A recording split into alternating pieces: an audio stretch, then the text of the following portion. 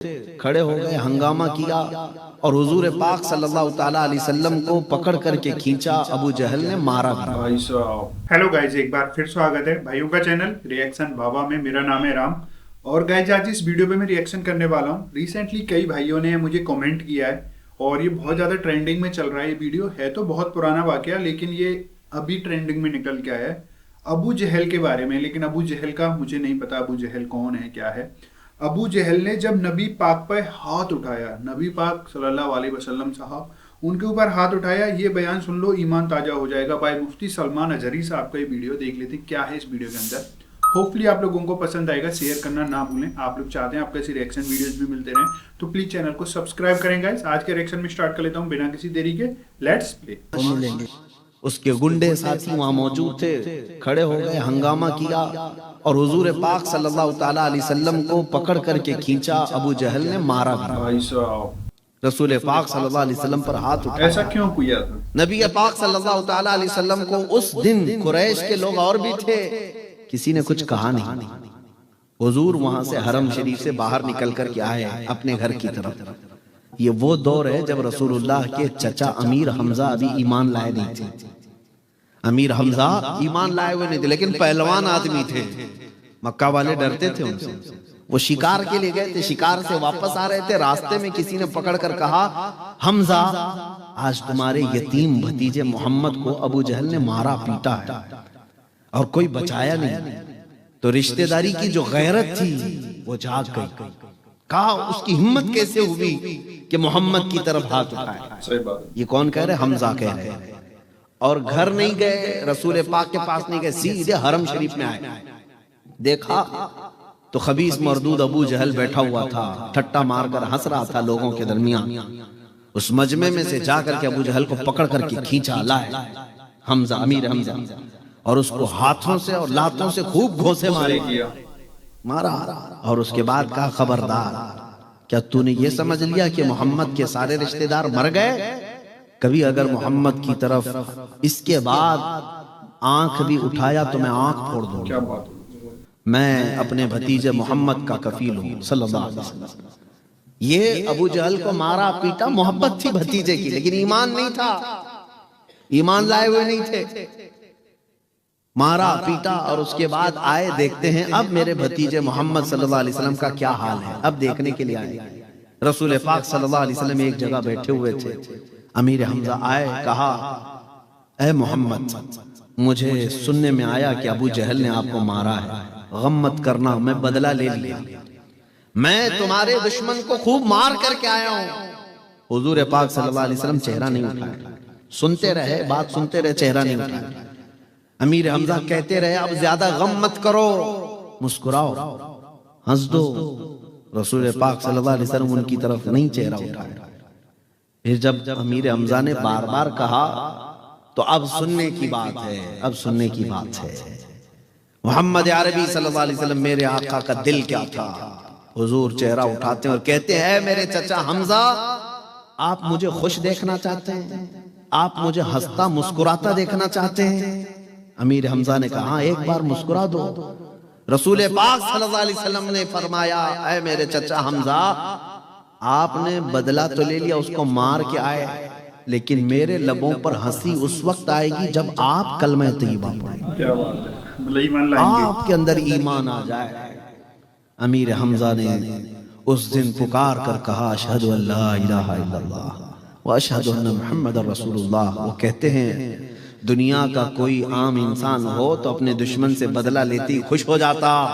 अमीर हमजा कहते हैं, उस दिन मैं जान लिया कि अल्लाह के सच्चे रसूल हैं, अपने नफ्स के लिए नहीं जीते बल्कि अल्लाह के बंदों के लिए, उनकी हिदायत के लिए मेरे आका यहाँ पर आए।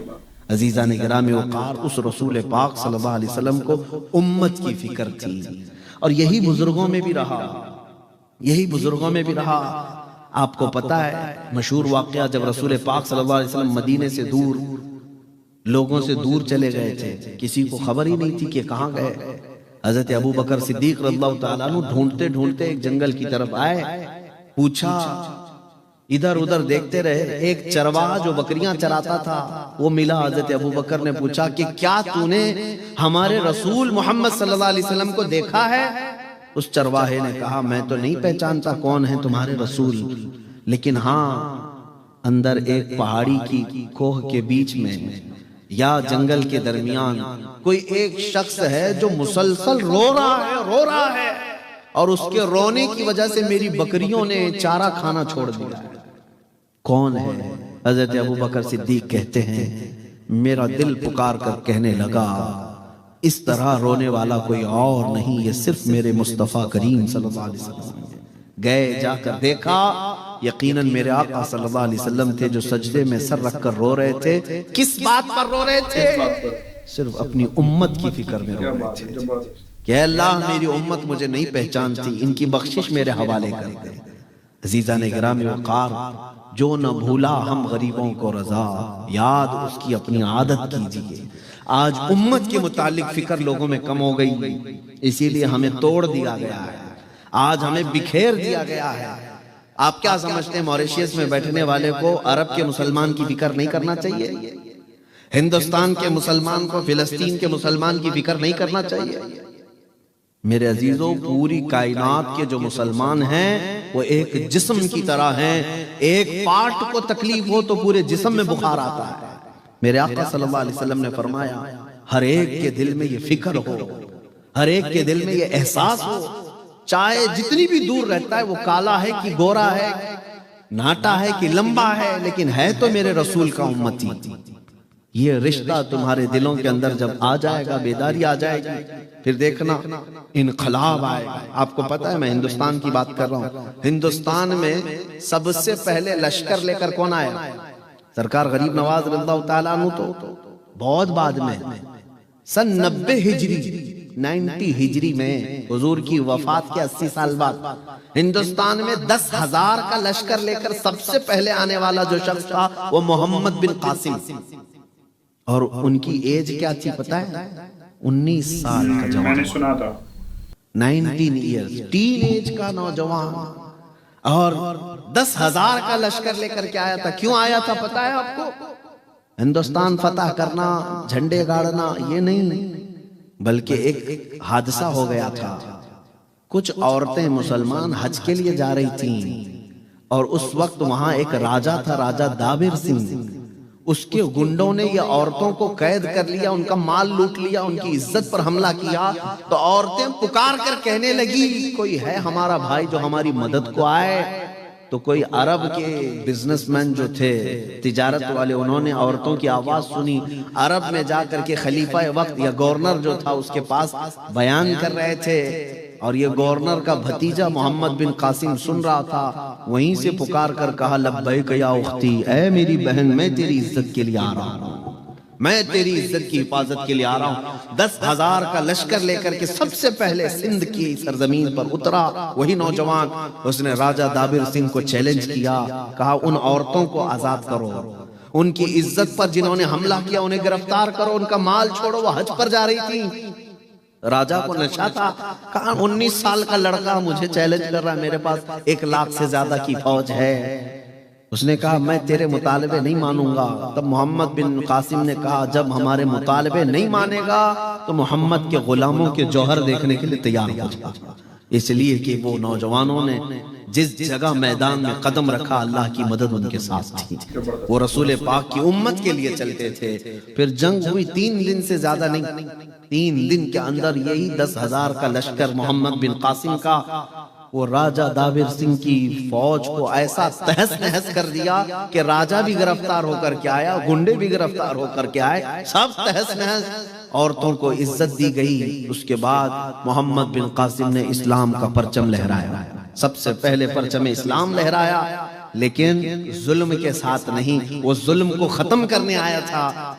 इलाहाबाद यूनिवर्सिटी के एक पंडित हैं हिंदू, उन्होंने किताब में लिखा है कि मैंने तारीख में देखा बहुत सारे बादशाह आए हिंदुस्तान में, लेकिन मोहम्मद बिन कासिम जैसा इंसाफ करने वाला जर्नेल मैंने कभी देखा ही नहीं। ये अपने नहीं, गैरों ने भी लिखा है। मैं बात इसलिए अर्ज कर रहा हूं कि उस वक्त उनके दिलों में ये ख्याल होता, अरब में बैठे हैं, हिंदुस्तान में अगर किसी औरत पर कोई हमला कर रहा है वो वहीं से निकल करके आ जाते, प्लेन से नहीं आते, जहाज से नहीं आते थे, पैदल सफर करके निकलते थे, जंगलों का, पहाड़ों का, और पहुंच जाते थे मदद के लिए। सही बात है, पहले तो प्लेन उनको होते भी अल्लाह नहीं थे। ताला ने जमीनें खोल कर रखी थी। आज फिलिस्तीन के बच्चे तड़पते हैं और ये अरब के अय्याश हुक्मरान टॉयलेट भी सोने के बना करके बैठे हुए हैं, और कुर्सियां इनकी सोने की, बर्तन इनके सोने के, और इनका ऐश ऐसा कि ये आसमान छूने वाली बिल्डिंगें बना रहे हैं, और फिलिस्तीन के बच्चे एक एक लुकमे के लिए तरस रहे हैं। मुल्क के शाम के बच्चों के हालात ऐसे हैं कि दवाई तक उन तक नहीं पहुंच पाती, घास खाने पर मजबूर हैं। यमन के कई बच्चे ऐसे हैं जो जमीन पर पड़ी हुई घास खा करके रह जाते हैं। क्या कल क़यामत के दिन इन अरब हुक्मरानों को सवाल नहीं होगा?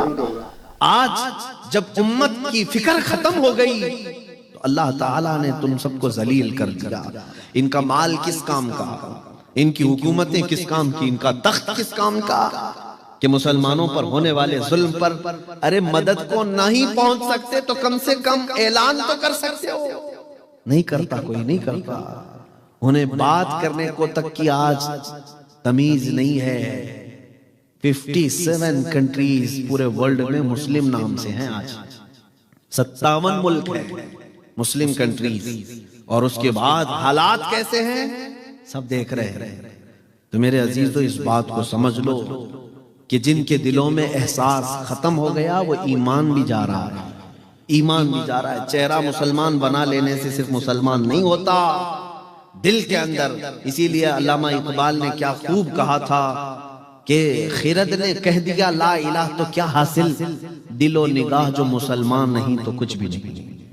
दिलो निगाह मुसलमान नहीं तो कुछ भी नहीं, कुछ भी नहीं। उम्मत की फिक्र मेरे अजीजों, आज आप सबकी भी जिम्मेदारी है। अब आप पूछेंगे हम मॉरिशस में बैठे क्या करेंगे, क्या करेंगे? मैं आपको बताऊं, यहाँ बैठ करके रात के वक्त खाने का वक्त आता है, दस्तरखान पर अच्छी अच्छी नेमतें सजती हैं, गोश्त भी पका है, बिरयानी भी पकी है, लजीज खाने पके हैं। मैं रोज की बात नहीं कर रहा हूं, किसी दिन अगर ऐसा हो गया तुम्हारे, एक दिन भी अगर जिंदगी में ऐसा आया, दस्तरखान पर खाने रखे हैं, लेकिन हाथ बढ़ने से पहले तुम्हें मुल्क के शाम के, यमन के, इराक के, फिलिस्तीन के यतीम बच्चे याद आ गए और तुमने हाथ उठा लिया, आंखों में आंसू आए। अल्लाह तुम्हारा ये अमल भी देख रहा है, अल्लाह तुम्हारा ये अमल भी देख रहा है। बारगाह इलाही में ये तो कह सकते हो कि मौला हालात मुझे वहां तक पहुंचने नहीं देते, लेकिन दिल मेरा रोता है, मौला तेरे हबीब की उम्मत पर रहम फरमा।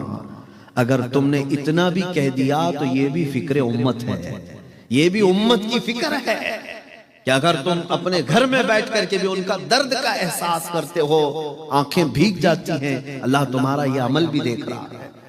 मेरे अजीजों, ऐसा तो ना हो कि उधर बच्चों की चीखें निकल रही हैं। मैं खुद इराक में हर साल जाता हूँ, बगदाद शरीफ 11वीं में, और कभी साल में 2 मरतबा होता है। वहाँ के मकामी लोगों से ताल्लुकात हो गए, कई हमारे दोस्त हैं वहाँ के साथी, वो कहते हैं कई मरतबा ऐसे हालात आए कि जनाजा उठाने के लिए 4 लोग भी नहीं मिलते, 2 लोग लेकर के जनाजा चल पड़ते हैं। इतने जनाजे। बगदाद में एक मैदान था जिसमें पहले लोग फुटबॉल खेलते थे, और चंद सालों के बाद जा करके देख रहे हैं तो मैदान पूरा कब्रों से भर गया, पूरा कब्रों से भर गया, कोई फुटबॉल का मैदान नहीं है। इतनी कब्रें, मौत आम हो गई, मौत आम हो गई। मैं 3-4 साल पहले, लॉकडाउन से पहले की बात कर रहा हूँ, 11वीं शरीफ हम तो अपने अपने घरों में खूब पका के खाते हैं और सवाब समझते हैं। मेरे अजीजों, पहले से पेट भरा हुआ है, फिर खा करके कौन सा सवाब? एंटरटेन करते हो, नियाज के नाम पर हाँ खाना खिलाना सवाब है, लेकिन किसको? जिसके घर में पहले से खाना बनता है उसी को खिला के सवाब। नहीं, जिसको जरूरत है उस तक हमारा खाना ही नहीं पहुंचता, जिसके घर में रोटी भी नहीं बनती। गरीब और मिस्कीन को खिलाने का हुक्म इस्लाम में है, पेट भरे हुए लोगों के लिए नहीं है। उनका तो पहले से पेट भरा है, उनके पास खाना पहले से है। हमारे नियाज का सिस्टम क्या है, लंगर का सिस्टम क्या है? सारे वही लोग खाते हैं जिनके घर में 4-4 टाइम खाना बनता है, और नियाज खाते हैं। और नियाज करने वाले समझते हैं बहुत सवाब का काम है, बहुत सवाब का काम है। मेरे अजीजों, सवाब का काम सरकार गौसे आजम अब्दुल कादिर जिलानी रज़ियल्लाहु ताला अन्हु फरमाते हैं, सबसे नेक काम भूखों को खिलाना, नंगों को पहनाना। बात समझ में? दोनों को मिक्स करके बताया गया। भूखों को खिलाना, नंगों को पहनाना, ये दोनों को जमा करके क्यों कहा गया? इसलिए कि वही भूखे को खिलाओ जिसके पास कपड़े पहनने तक की भी नौबत नहीं है, जिसके पास इतना माल भी नहीं। वो उस जमाने की बात थी, लेकिन आज अगर गरीब मिलता है तो उसे खिलाएं, नहीं तो उन तक अपना माल पहुंचाएं। मैं जो बात कर रहा था कंप्लीट करता हूं। 4 साल पहले हम वहां पर जाकर 11वीं जो करते, अपने खाने के लिए एक मर्तबा बना लेते हैं, ठीक, लेकिन बाकी सारे बकरे ज़बह करके रिफ्यूजी कैंप में, जहां पर जंग में जिनके घर तबाह हो गए, उनके घरों पर जाते हैं, गोश्त के टुकड़े तकसीम करते हैं। बहुत सारे लोग करते हैं, हम भी गए थे। मैं ये तजुर्बा आपको बता रहा हूँ, आंखें आज भी हमारी डबडबा जाती हैं। जब गोश्त के टुकड़े लेकर हमारा ड्राइवर पहुंचा, वहां बच्चों को ऐलान, पूरी झोपड़ियां लगी हुई थी कि लोगों गोश्त आ गया है तुम्हारे घर। सारे घरों से बच्चे औरतें सब निकल आए, हमारे हाथों से वो गोश्त ऐसे छीन करके भागते थे जैसे कोई चील कौवे छीन के भागते थे। आज इस हालत पर उम्मत मुस्लिमा को कौन लाया? क्या ये मेरे रसूल की उम्मत नहीं है जिसको ऐसा भिखारी बना दिया गया? उनको एक गोश्त का टुकड़ा लेकर के, छोटी सी एक लड़की को देखा, वो गोश्त का टुकड़ा लेकर भाग रही है और बीच रास्ते में चूम रही, आंखों से लगा रही। गोश्त का एक टुकड़ा 1/4 किलो का होगा, आधा किलो का होगा।